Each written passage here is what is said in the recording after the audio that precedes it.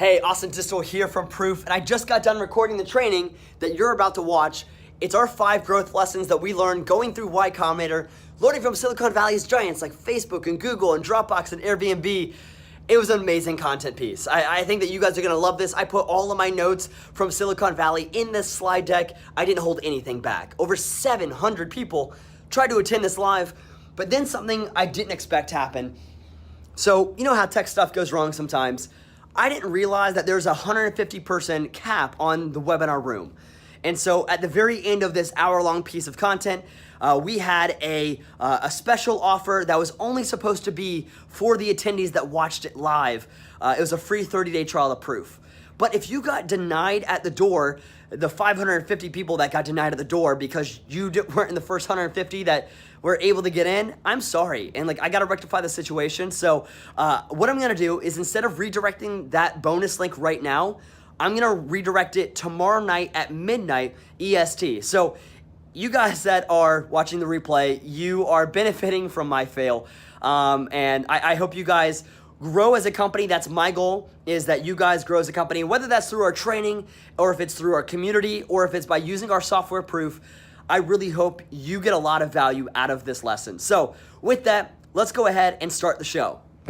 I have 3 goals for you all today. Number 1, I want to share here what our incredible lessons were learning in Y Combinator. It's a 3-month program. I'll get into the details of it, but just know that it was probably the hardest 3 months of my entrepreneurial life.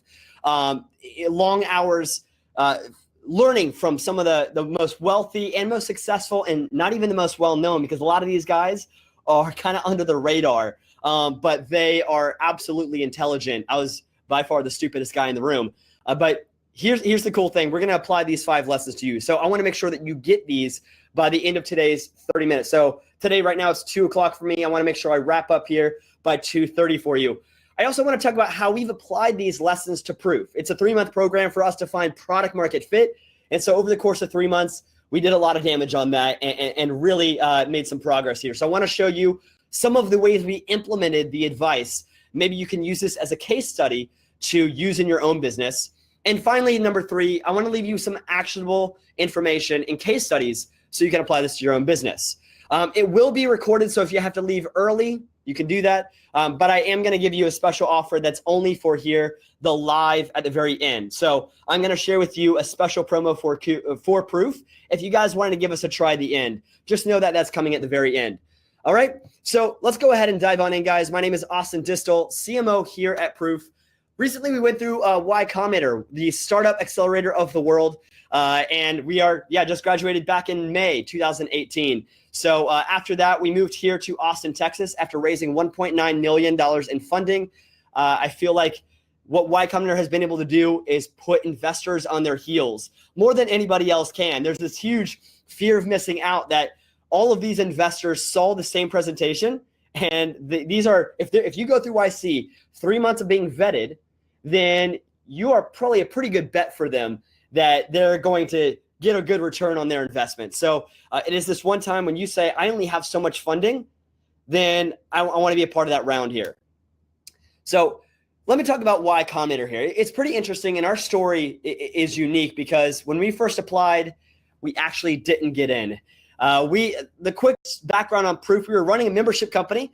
It was called the Entrepreneur Alliance. We taught traffic and conversion strategies, how to do better online marketing in a more authentic way. We were really pissed off about all the smoke and mirrors and shady tactics that a lot of online marketing was. And we didn't only come to find this until finally we had made it to that top echelon of people, only to realize that our peers weren't being the most honest marketers. And so we decided to create a membership all around fighting against that. And we thought the best way to change the next wave is to teach it ourselves, knowing what works really well for us, showing that in case studies, being analytically focused. And a lot of these were marketing agencies that were learning from us. In the meantime, we realized that traffic wasn't really the issue. A lot of people figured out how to get people to their website. Facebook advertising, SEO, Google, these strategies have been around for a long time, but what is dynamically changing is conversion rate optimization. We know that with one foul swoop of Google's algorithm, you could be swamped out of business. So we were constantly updating our membership with trainings every week on how to do better conversion optimization.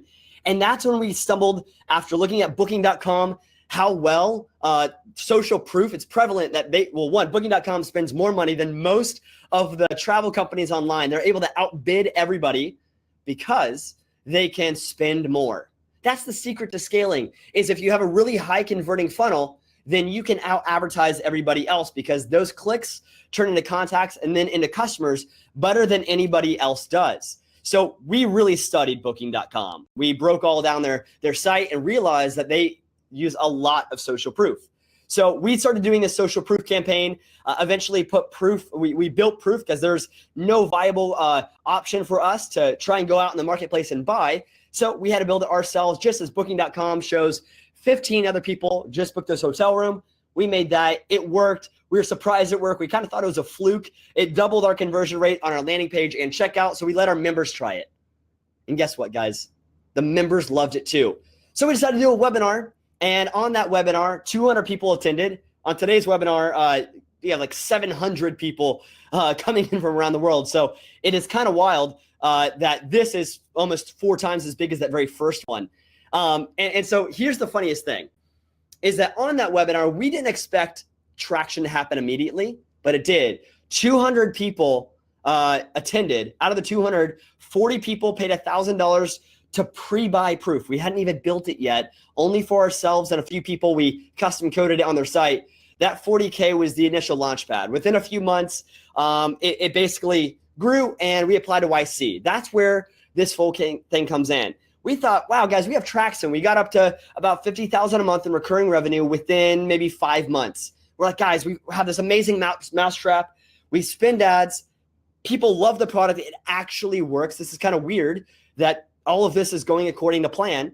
And so we applied to YC to be able to be around people that were thinking bigger than just traffic and conversion.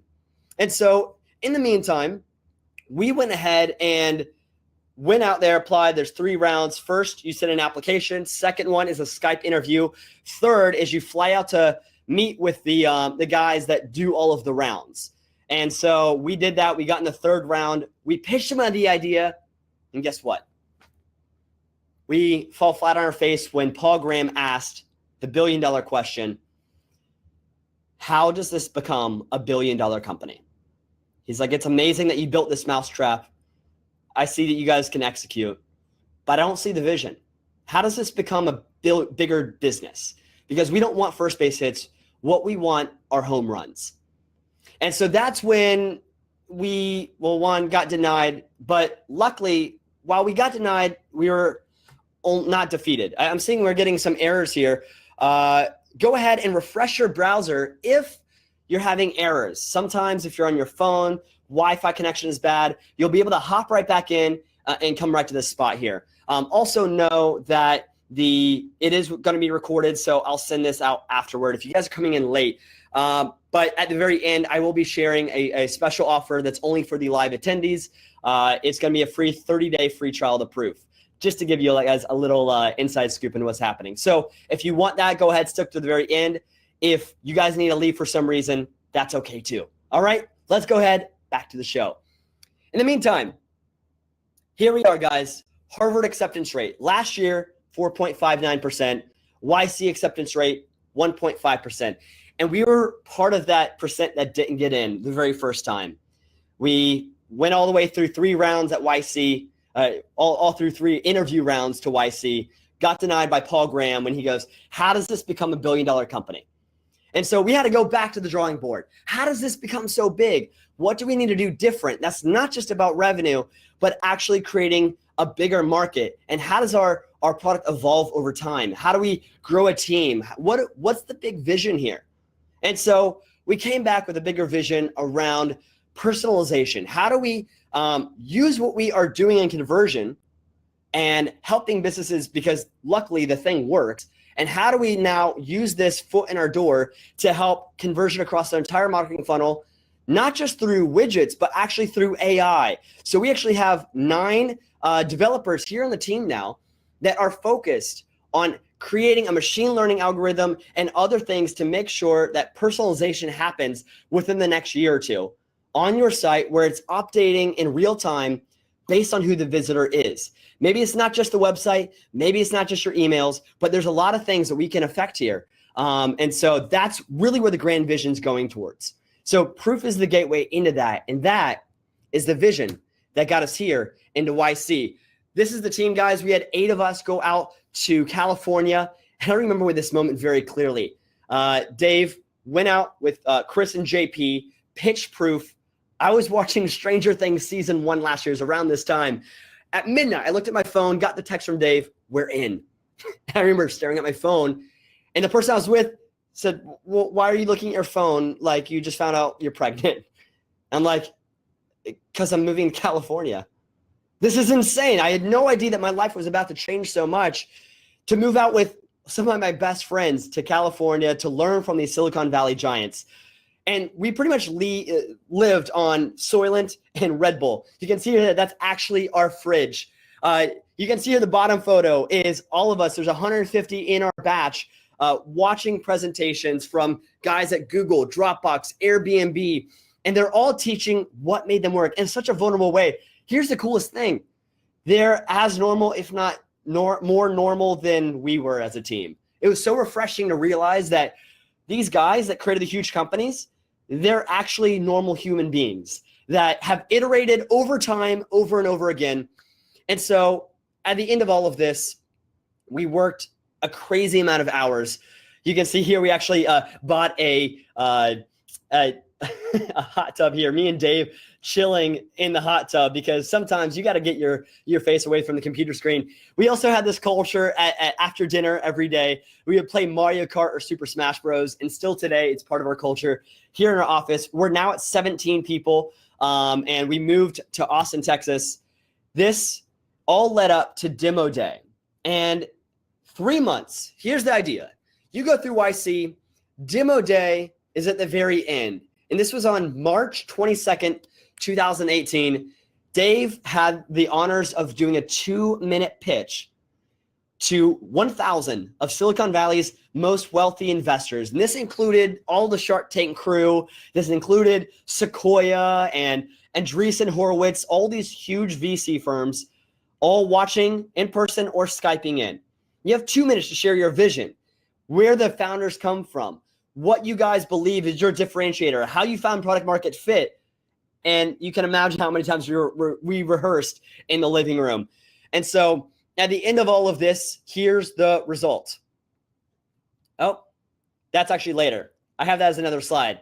So the result, though, ended up being here, coming off to Austin, Texas, growing our team. We've doubled in the last 3 months in size. And so this has just been an incredibly humbling experience, going out there, being these underdogs that, we didn't have the big idea in the beginning. We had to reshape our thoughts. And yeah, while we got denied, we didn't get defeated. So if today, maybe your business hasn't gotten traction, don't worry. It just takes a few people to say, think bigger. And so maybe today's call isn't to learn anything. It's to change your mindset, to pivot the scale of your business, because sometimes it is actually easier to do bigger things than smaller things. So today, think about how can you shape your vision to become $1 billion company rather than just a really cool lifestyle business. There's nothing wrong against that, but sometimes it's actually a lot more fun and easier to swing for the fences.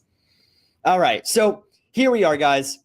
Lesson 1. Let's go ahead and apply the 5 things between us getting in Silicon Valley's Y Combinator all the way to demo day, and what led to us getting out here, raising $1.9 million in funding and building our team, now double, having a really cool spot here in Austin, Texas in downtown, which, by the way, if any of you guys are here, would love to have you for happy hour on Fridays at 4.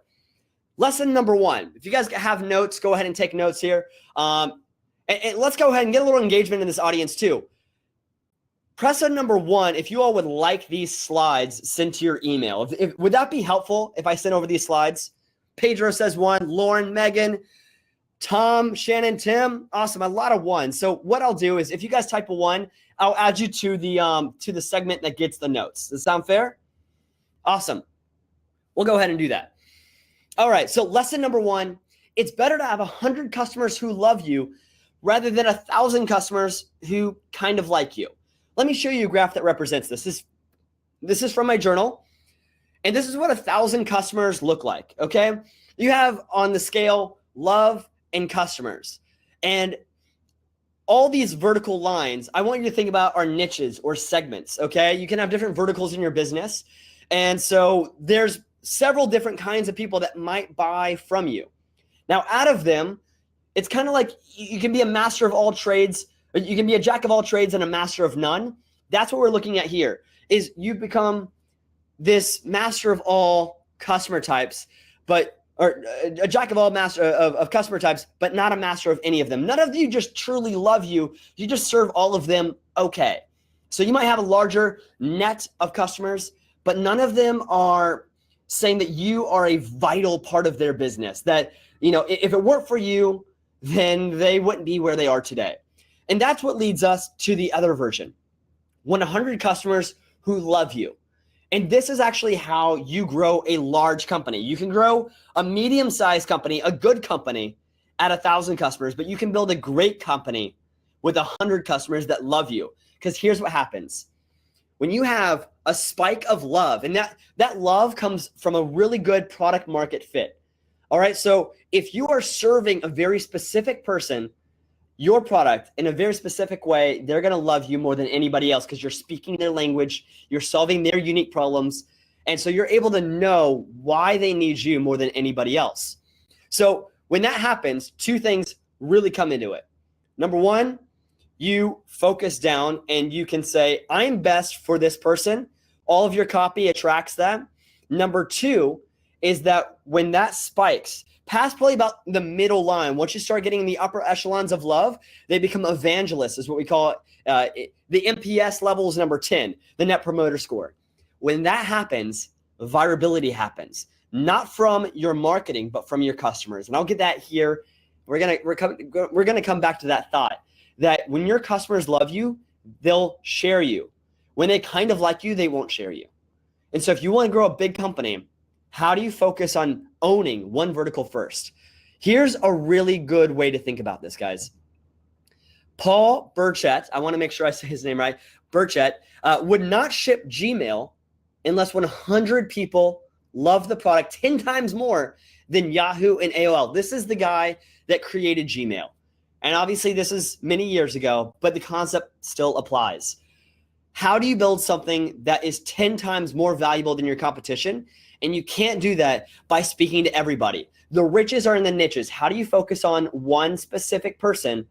And then once you own that, duplicate it into a new vertical. That's when you can go and chase a new business, but make sure that they like you more than anybody else. All right? Now, let's think back to this question and apply it now to your business. How can our product, your product, be 10 times better than the current solution? Here's how we applied it. When we looked at this graph, we thought about all of these different verticals that might be willing to use proof. This is people that get traffic to their site and they're really focused on conversion rate optimization. So what are all of those industries? Well, we have e-commerce, information, SaaS, and services. I want you guys here in the chat, type which one you are. Do you fall into any of these categories? Type in e-commerce, information, SaaS, or services. Go ahead and type that in, guys. I want to see where you're from. Awesome. It really is across the board. I see a lot of services, information, and SaaS. Funny enough, only a few e-com, which kind of makes sense because that's obviously a lot of me and Dave's audience as well. So we decided to focus on, in the beginning, that we would go really deep into information. And here's why we did that.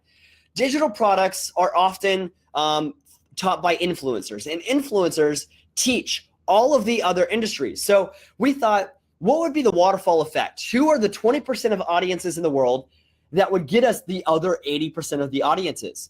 So if we narrowed in on helping the information product niches, then we would end up getting market share of all of the other ones. That wouldn't happen if we focus on SaaS. That wouldn't happen if we focus on services or e-commerce. And so we initially wrote out a list of 50 influencers that we feel like we could really serve super well and ignore everybody else. Now, you guys that are in e-commerce, SaaS, and services, I hear your all's pains in the beginning, We've since then have grown a lot, and we've started to be able to serve your all's niches better than we used to. But for example, still today, we do not serve Shopify very well, BigCommerce or Magento, nor do we plan on doing that here for the next 3 months. It's not on our roadmap until then. And so the reason why is because of the engineering resources to build a custom integration for each one of those. Now think about that. We just viewed the effort versus impact. I want you guys, whenever you're critically thinking about whether or not you want to go into any of these, think about what effort would it take for you to go into that, and what would be the impact of that happening. So I hope you guys are taking notes, because I'm throwing a lot of these little golden nuggets that you might not get if you're not taking notes here. So think about that. Whenever you're making a decision, what's the impact? What's the effort? And if it's high effort, high impact, that means you know it's good. If it's low effort, high impact, that means it's really good. That's the industry that you want to focus in on. And so that's what we did, guys.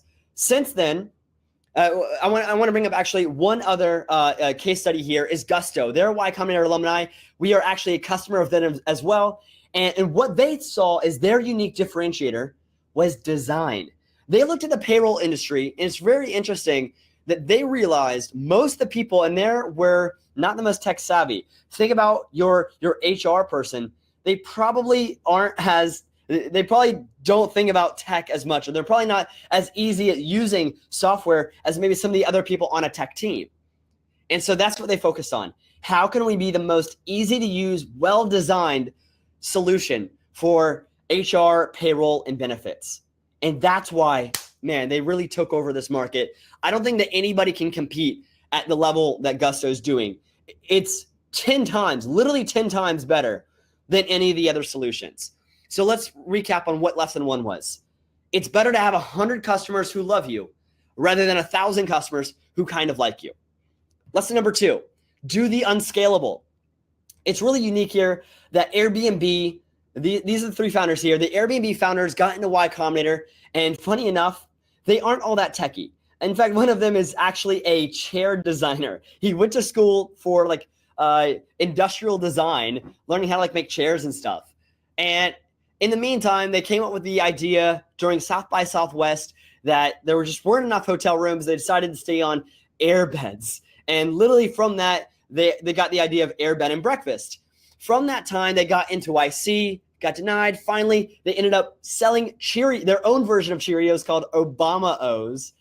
And that funded them through their very first iteration of building Airbnb's platform. So it's really funny how scrappy you can be and still get up your business. So I'm actually curious, have you guys ever had to pick up a side job or have another business fund your current idea? I want to hear you guys in the chat here if that happened to you. Type of 1 if you've ever had to fund something through something else. You have this big vision, but you need to be in the weeds having that happen. Look at that. That's crazy how many people relate with this many times in your life. And so that's what happened with Airbnb. They got into Y Combinator, though, because they shared their vision that they can become the largest hotel industry in the world, largest hotel chain in the world that owns no property.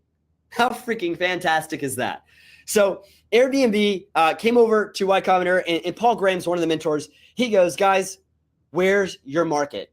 And they said, right now it's in New York. He goes, then what are you doing here? Get out there to New York. And that's when the idea of doing the unscalable was first challenged.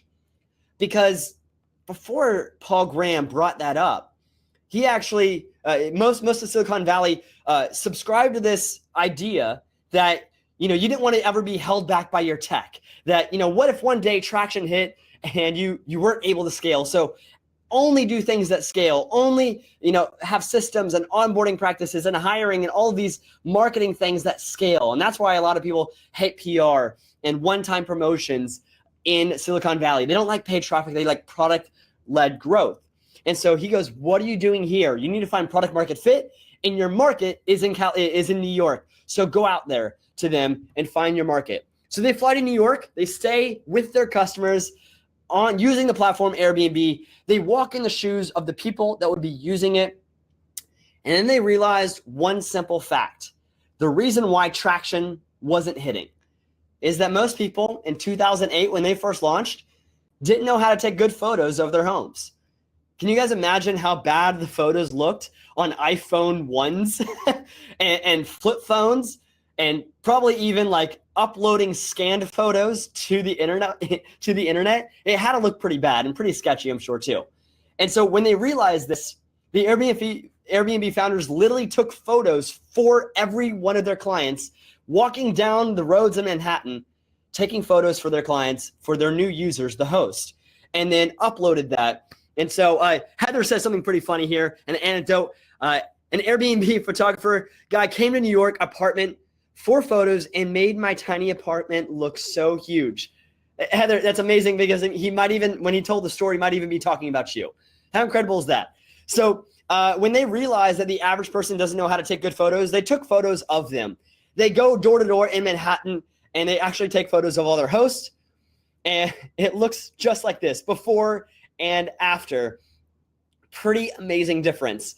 And so this is when they came into the concept of enlightened empathy, sitting in your customer's shoes so well that you can see the world as they see it. What they found by observing customers was the inefficiencies and what they believed as founders as their perfect product. And so you guys might be thinking, oh, my UI UX is amazing and that, we're a perfect company. But the truth is, guys, as tech savvy as you are and as intuitive that we think our product is, it's actually not. And have that enlightened empathy by getting in the room with your customers, looking over their shoulder at how they use your product. If you're not in SaaS, apply this to your other businesses. What are the weird use cases that people use your product, or how do they get confused? You might be thinking that something as easy as A, B, and C, but it actually takes them 12 more steps that you didn't expect. One of the examples that they brought up here in Airbnb was the calendar booking. He goes, so when you get a new host or a new guest that books on for your bed and breakfast, how do you add them to your calendar? And realize that it was just so many steps. They got confused, they got frustrated, and that's when they actually implemented internal calendar booking system. Okay, so think about, how do you shorten the effort for people to use your products? I want to leave this slide up here for a little bit. And if you are on a computer, take a screenshot of this one right now. Save this one for the record books, especially you marketers here. If you guys are a marketer in this, go ahead and type a 1.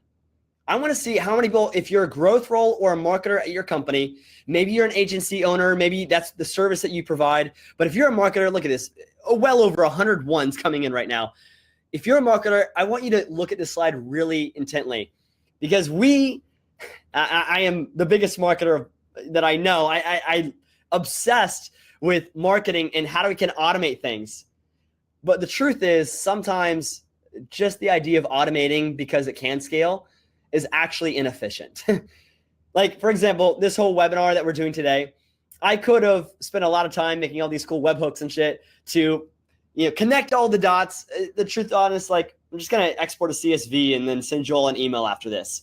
Because the effort of putting in the automation, while cool as that is, and I can make it, all these things are connecting, the truth is that that's not necessary. You can just do the unscalable until you're ready to scale. All right, think about how many times in your life, what are things that you're doing today that you're doing because of scale, but you're actually, I should say you're procrastinating and to not talk with customers. You're doing the things that are scalable to avoid the things that aren't scalable, but those things that aren't scalable are the one things that you need to do. So how do you get back to the roots of doing the things that are unscalable?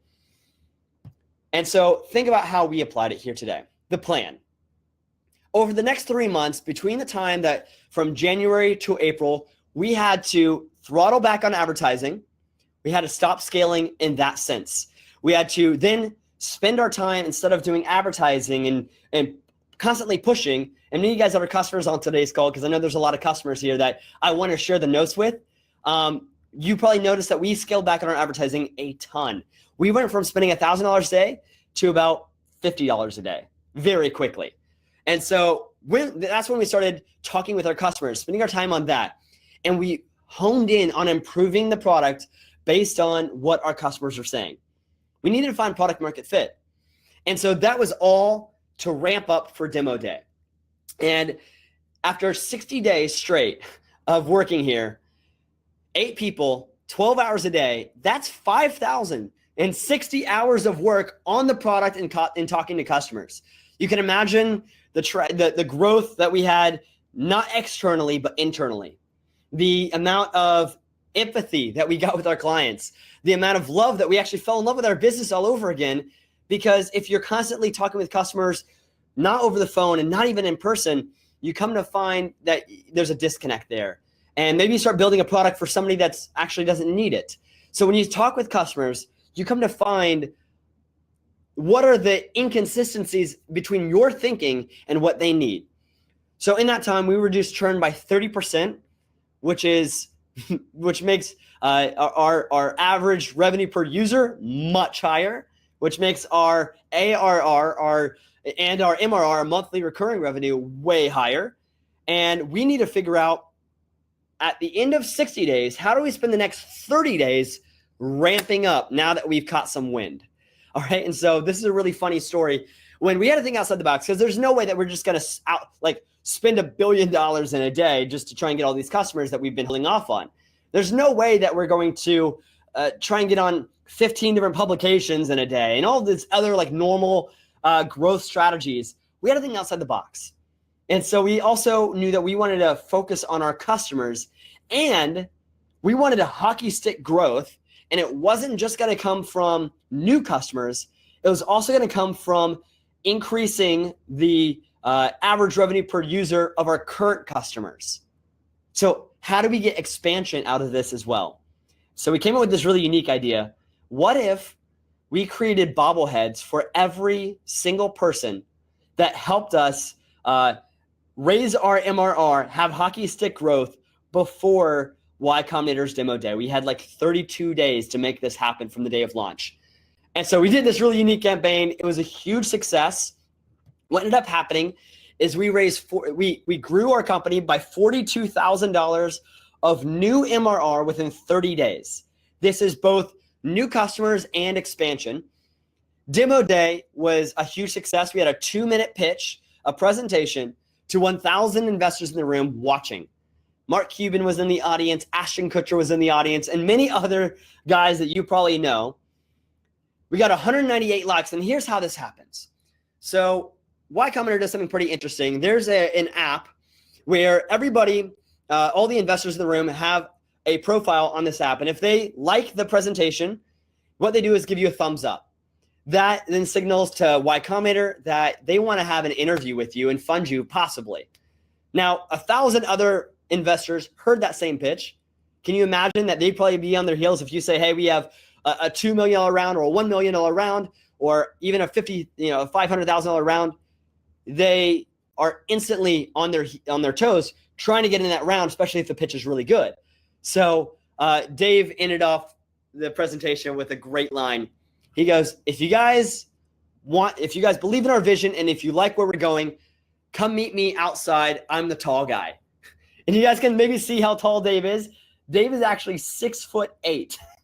And so immediately he walks out the room and literally dozens of investors leave the conference not to hear the next pitch, to talk to Dave. Within 72 hours, we raised almost $2 million. And that's, we are profitable. And so it wasn't about becoming profitable or adding to our runway. What it was about is being able to try and reach that bigger vision of personalization. We knew that we needed to hire top talent. And we also have this mission that we want to be an internal team. So you can see everybody here. It's actually a remote day. So some of the desks are open here. But at the end of all of this, guys, it was all about how do we build a company that lasts. And so one thing that you see consistently between all these companies is they have cash on hand. So it's important to, one, have a lot of cash on hand, two, to become the company that attracts the best talent.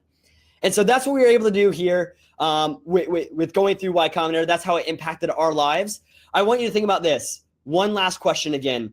Is building for scale holding you back from actually scaling? Let's go ahead and move on to lesson number 3. Remember lesson 2, do the unscalable. Lesson number 3, product leads to growth, the flywheel. Now, how many guys were at Inbound this past 2 weeks. I was out in Boston. HubSpot has this huge conference called Inbound. Give me a number one if you went out to Inbound, because I really wish I met you there. We got Brian says, yep. Got a few other people about to come in. Awesome. So look, here's the thing, guys. The CEO of Inbound mentioned this. I'm going to reiterate it. This has actually been a theme for the last 2 years, but it's mostly been in the tech industry, and I want to reveal it to everybody else because I believe this is an incredibly powerful concept. So this is not what I've created. This is just my notes. All right. But the idea of the flywheel, many of you guys know this as the funnel. How many guys think about their business currently today as a funnel? Marketing, sales equals customers. Give me number one if you think about ads to conversion and follow-up is all in that. A lot of ones, guys. I want to show you that this is partially true, but it's not a complete story. And it wasn't until I went into Y Combinator that I actually had this realization. Where it looks like at the very end is customers, it's actually at the very beginning. Customers are the biggest fuel for viral growth. And if you want to scale big, customers have to be the input, not just the output. And this is the idea where it becomes a full circle. You can imagine if you wrapped the bottom of this to the top, it becomes a flywheel with customers right here in the middle. So this is what HubSpot says that their flywheel looks like. You have service, marketing, and sales. And at any one of these, you can press down on the lever and the flywheel spins faster and customers grow. Here is what our flywheel looks like. It's still a work in progress, but I think this is a pretty accurate model of where we're going. I'll leave this up here for a second, but I'll also walk through it.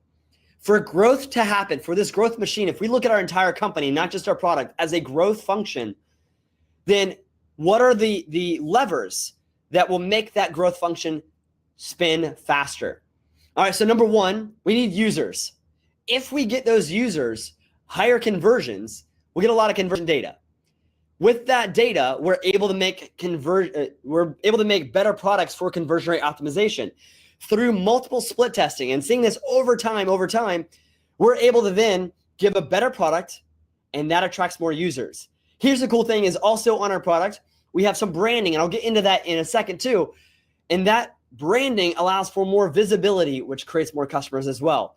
And so at any one of these things, we can push down on the lever and it all happens faster. So how do you create more visibility to get more visitors, to get more users, to get more growth? How do you increase user conversion rate? We can do that on the product side. We can do that on the marketing side. We can do that in the finance side even too.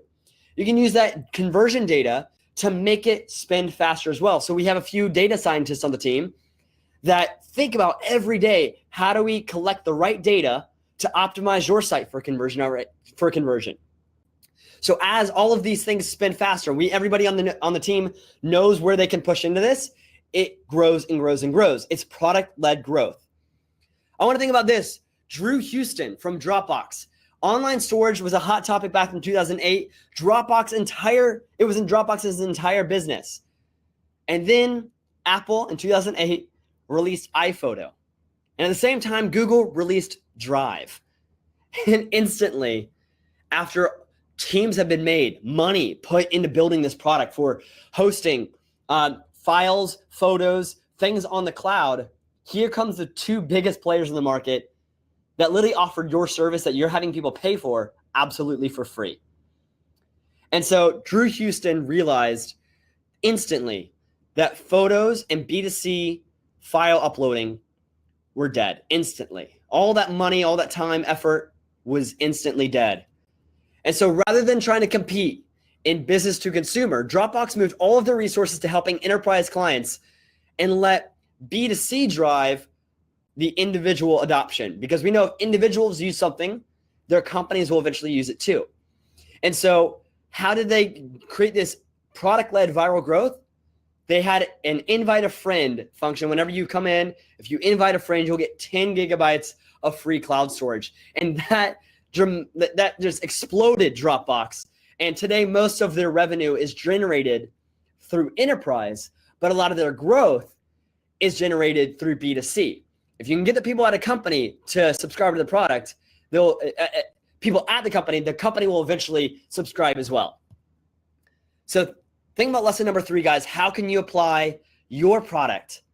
How can you apply the idea of a flywheel to your product as well? Here's how we did it. Many of you guys know what our product is here. It's called Proof. Basically, we show social proof on websites, and we have this little branding here that says verified by Proof. And when you click on that, it takes you to a page similar to this, and it actually dynamically updates based on the customer. So our users each have a unique page. One of our customers here is consulting.com. And on the branding of Proof, when you click on that, and this is your visitor. So let's say a consultant from New York goes to consulting.com, sees that 100 people just signed up for Sam's webinar. He clicks on that, and it sees this consulting.com is verified by Proof. This builds trust, not with us, but with our user. We make consulting.com the hero, not Proof. And so as you scroll down this page, here's where it gets really cool is we tell a story all about why you should trust consulting.com. But back in the day, guys, I should preface this. We used to have powered by Proof, and then it would send that straight to our homepage. Can you imagine that? Maybe that's not the best experience for our customers, nor is it for our customers' customers. And so what we decided to do is switch to this campaign, the verified by Proof. And here's what happened. We increased growth by 66% through that branded notification channel by sending powered by Proof straight to the homepage, to verified by Proof, to a bridge page that doesn't sell us, it sells our customer for them again. It re-emphasizes our customers, and we know that our customers are what lead to growth. And so that's what we did here, and it obviously paid off. It was a total experiment, and we're really happy that it worked. So now all of our users have verified by Proof, and every day we try and increase the ways that we verify because we believe that all social proof should be real. So none of our customers are allowed to upload, simulate, or authenticate data that's not through our side. Give me number 1 if you believe in real-time, authentic social proof. If you guys believe in that mission with us, I want to see a number 1. Awesome. Glad to have you guys here in the tribe too. Look at that. So many people. So the thing about growth here is, in the beginning, if you try and push growth on any lever that doesn't yet have product market fit, that is your paid advertising right there. Trying to put the oil on coals that have no ember. So first off, you need to get a small ember. How do you find even the ounce of product market fit? And that's what Y Combinator is all about. Through the end of all of this, Y Combinator, the 3 months of YC, what they want to do is make sure you dive into your product, find product market fit, talk with your customers, and then at the end, at demo day, you then pitch all the investors and they put fuel on the fire. And from there, you're able to scale. This could be paid advertising spend. It could be product-led growth. It could be any of these things. But if the ember's not lit, then it won't work. But here's what happens when it is lit. We all know how this can grow. Look at how many guys live in a city that has Bird or Lime scooters? This is kind of incredible what has happened in the last 3 months. It's wild that I sold my car. I live downtown, and every day I commute on a Bird or a Lime. These are 2 scooters. I just scan it with my phone. I hop on. I drop it off on the street. I never have to touch it. The idea of access and not ownership. Now, for every one person that sees somebody riding on a scooter that says Lime or Bird on it, think about the awareness that's generated and how many users does that person riding bring in? How do you apply that to your business? It's probably, I don't know their numbers at Bird or Lime, but that is absolutely how they become one of the quickest billion-dollar valued companies in the world. It's happened in like less than 3 to 6 months. And so the wildest thing, Megan just says, I ate concrete, LOL. That sucks. But I see that you're loving these birds. Okay, so at the end of all of this, how do you apply product-led growth? You need to find the magic moment. Okay, so this is lesson number 4, finding the magic moment. Take another screenshot here, guys. What moment causes your customer to recognize the value of using your product? And then the next step, we'll think about how do you get the quickest time to that value. Once you realize what it is, Let's try and get there quicker. I'll give you an example, Mint. Let me take a sip here. So if you guys use this financial tool, Mint, put it number 1. I think it's probably one of the most brilliant financial tools I've ever used. It's for personal finance. It's by Intuit. And what they are able to do is pretty much map to all your bank accounts, checks, etc., and use software to give you better research and analytics on your buying habits. So here's what they thought. They thought the magic moment, the time that you get closest to value, that time that you're like, this is a really cool product, is when you add your credit card, because that's like, the data is coming in. That's when the very first time you use the product. That's what they believed their magic moment was. It wasn't until they sat with their customers, looked over their shoulder, and realized when they add their card, they're not saying, aha. There's no magic to that moment. Where the magic actually happened when they showed a pie graph of that data, a visualized version of the bank accounts working together. And so it was in this where if they hit the pie, it was moment to pie is what they said. If they get moment to pie quick, these are lifetime customers. And the amount of people that see pie and churn is dramatically less than those who don't see pie. So in your business, right here in the comments, tell me, what is your moment to pie? What is the moment that they realize you just made their lives so much better by using your product? I want to actually see this in the comments here because it's very interesting. I love this idea. What is the moment that caused your product, your customer, to recognize the value of using your product? After using your first winery, after the first winery stop, listing an appointment, finally charging in their home currency, referral. Awesome. There's a lot of really cool ways that we realize when our customers are getting the value out of our product. Here's how we applied it. Actually, before we apply, I want to tell you a few other examples to get the mind rolling, because maybe what you think is actually your credit card and not moment to pie. You're thinking moment to credit card. So continue to think about this right now. In the early days of Facebook, they studied the users, and Facebook came to find that if somebody added 7 friends within the first 14 days, they would be a longtime user of Facebook. It was the magic number at 7. 7 friends in 14 days, moment to wow. For Airbnb users, it was the very first time staying in somebody's home. And obviously it's a marketplace. So on the other side, for Airbnb hosts, it's the very first time that somebody is staying in their home. For eBay, it was the very first time ever buying a product from a stranger online. I'm sure that was hypocrisy back when in 2000 or whatever, when eBay launched, paying somebody for a couch online.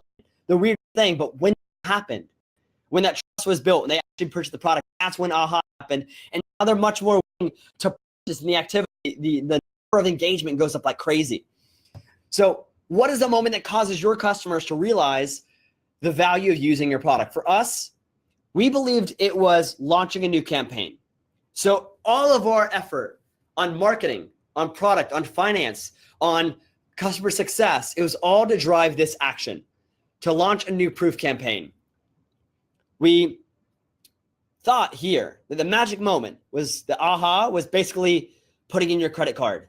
That was the function. It wasn't the benefit. The benefit was this, the pie chart. So what was our pie chart? It was showing a true difference of using proof versus not proof. And back in the days, before today actually, it was really hard to do this. It was really hard to set up Google Optimize. You had to pay for a third party to view and split the traffic, proof versus not proof. But it wasn't until today, guys, that we launched split testing. So if you guys are interested in the beta version of showing proof versus not proof, or proof versus proof, again, different context, using different notifications, you can now do that. And so we've been running some split tests here. In the last 5 days, we ran this for one of our users in our beta account, 225 users, double the conversion rate with proof. This is an actual user here today. Now, this is what we believe, but we're not sure of it yet.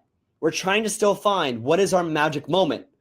But we believe that if it is truth, that proof versus not proof, that is our wow moment. So that's what we're applying here today.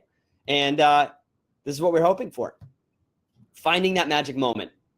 Finally, number 5, as we wrap up, because I've now gone double over my time, I'm so sorry. Hopefully you can watch this in 2x speed, is focus. What does your team focus on every day?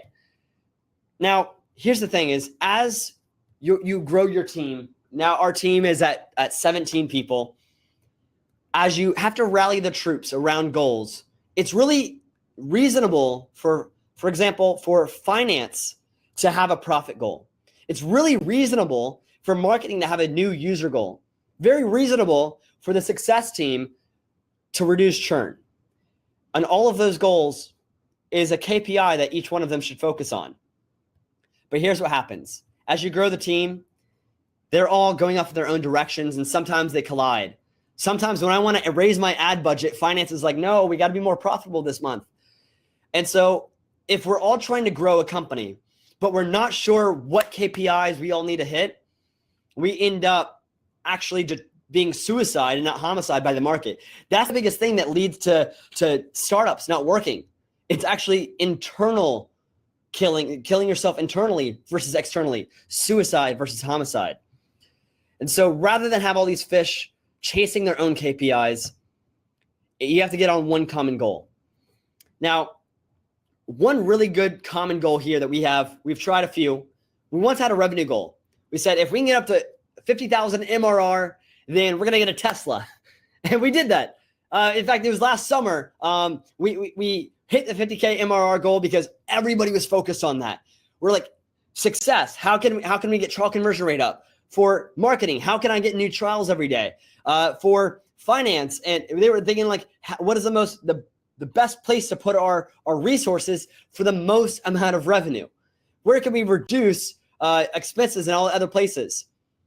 But that didn't really work out that well because product was like, well, how do I impact that goal? How do I impact our MRR, right? Maybe expansion, etc. But it was really hard for everybody to know where they push on that lever. Then we tried another one, churn. Like, okay, if all of us can get behind churn, maybe it'll go down. All of our minds get behind it. And it did a little bit. But it was also really hard to find how my goal my input every day in marketing and reduce churn. Like, I knew there's a lagging metric that maybe I'm like targeting the wrong audiences, and I own it. Like, I know that I am one of the reasons that we have churn. Every business has churn. So how do I impact it? It was really hard to visualize that. It's really hard for finance to visualize how they impact churn. And so how do these goals align everybody? A really good place to start is monthly active users. Everybody can impact that goal. Every person on your team can think creatively, how can they impact monthly active users? And we got this here from Facebook. They focus on how do we get more people using our product. In the best time frame to do this, guys, is a 28-day rolling window. So every 28 days, count how many people in that cohort logged in or used the product or whatever it is, talk to you in your service. Within every 28 days, count that number and follow that same cohort over time. How does it go down? And track that over time. Find out what your monthly active users is over time and figure out where does it flatline. There's going to be an asymptote as it goes like this towards the x-axis. You want to try and increase that asymptote. The average number, like we know if Facebook did no more marketing, they would still have monthly active users every day, right? So where does that level off? If you turn off the growth engine, how does that begin to die off? We know it's not at 0, it's above 0. How do you now try and lift that x-axis, okay? Or y-axis. Here's what Tracy Young did from PlanGrid. When PlanGrid tried to find some traction during Y Combinator in the construction industry, a lot of copycats emerged from every corner. We've certainly faced that ourselves here at Proof. People trying to copy us, they end up doing a pump and dump where they can copy the front of the product, they sell you to it, you go into the product, realize after paying one-time payment, it's an empty interface. It's basically a scheme. And so she then was constantly trying to find cease and desist, trying to get all these competition, these copycats coming out of nowhere and saying, hey, stop that. you're not allowed to do that anymore. The lawyers were overwhelmed. She was overwhelmed. It was a distraction. So rather than stopping the competitors and distracting from Plan Grid, they focused on building their own business. And when she did that, they became the largest. One, they raised money. They found product market fit. They became the market leader by a large margin by focusing on themselves and their customers. Now, the idea of focus, let's revisit this. It's one thing to focus on the product market fit. It's one thing to focus on KPIs. It's one thing to focus on all these things, but there's really 4 directions that everybody can focus on, in, especially as a company as a whole. What these 4 things are: competition, investors, company, and customers. Now, we definitely know that there are companies out in the world that are very competition focused. Look at Verizon versus AT&T. I mean, they are highly competition focused. It's all of their marketing. Their marketing is not around their customers. It's not around their product. It's not about their serving their investors. Who do they build around? Investors. There's a lot of companies out there that are just trying to help their investors in the world. And we know that that's probably not the best route. Then there's company focus, saying we're going to build a company that we like. We're going to build a company that, we're talking about ourselves all the time. In our marketing, it's all about how we're the hero. And, that's one approach. And actually a lot of businesses do it. But you and I, there's a lot of marketers here on the call. You and I both know as marketers that the greatest marketing is not when you are the hero. It's when your customer is the hero. Think about Nike. What does Nike sell? Nike does not sell shoes. What they sell is great athletes that use Nike shoes. So how do you make your customers the hero? How do you focus on your customers here? Think about this across your entire business. How do you use finance to help your customers? How do you use customer success team to help your customers? Marketing to help your customers? If you focus on that, that's when product-led growth happens. That's when you complete the funnel in a full flywheel. What does your team focus on every day? Focus. So let's go ahead and recap on the 5. If I went through this too fast, go ahead and write these down. Go ahead and screenshot all these. It's better to have 100 customers who love you rather than 1,000 customers who kind of like you. Do the unscalable, product-led growth, the flywheel, the magic moment, focus. Welcome here, guys, to Proof. Thank you so much for staying here along with me. I know I went double the time, but because of this, I am deeply grateful for you guys spending your time. If you want a free 30-day free trial instead of a 14-day free trial, here's a 30-day free trial here at Proof. Use proof.com/30, and you can claim this right here. You guys, it's going to be in your chat. Thank you so much for hopping on. On average, Proof users get a 10% increase in conversions in 10 minutes or less. I will personally help you. We have a customer success team that will personally help you guys. We want to find product market fit, serve you guys, help you find product market fit for your own business through conversion rate optimization. We're here to help you guys scale. We know that if your website increases in conversion, then you can outspend all of your competitors. You can grow faster than anybody else. You can build trust with your visitors, knowing that all of that social proof on your site is verified, it's real, it's authentic. And we want to give you guys here for a free 30-day trial. Today, we released split testing. You're the very first person to ever hear about this. We haven't emailed our list about it. We have not done any ads around this. This is a beta feature that we have now today released. Show proof versus not proof. You're able to see a clear distinction. And guys, here's a scary thing. We might be putting ourselves out of business this call. We might literally get a whole bunch of users today that end up trying split testing and seeing that the results aren't true. We have a pretty good inclination based on feedback and screenshots of third-party tools showing that proof does win. However, this may very well be the very last day of proof. I want you to determine what that looks like. Sign up, get a free 30-day trial. Test it for yourself. See if proof works or not for your business. I'm very excited to see the results. Get to that moment of wow. Launch the split test, guys. I want to help you all through and through. So if you all need trainings around conversion rate optimization, around Facebook advertising, around growing your company through digital marketing, we here are the full team. Look at some of the other competitors. They're selling you a bottle of wine. And sometimes all you need is a product.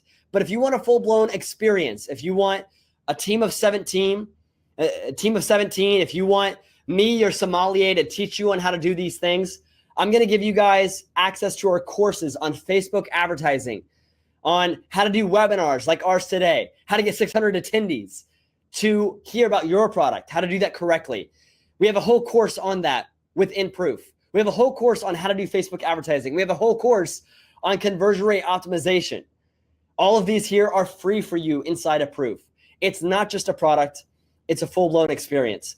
Thanks so much for attending this training here on the 5 growth strategies that we learned in Silicon Valley. I hope you apply them. I hope you grow this. I'm going to hop into the chat. If you guys have any questions, I'm going to be hopping in here soon. I'll leave this also up for the next 20 minutes.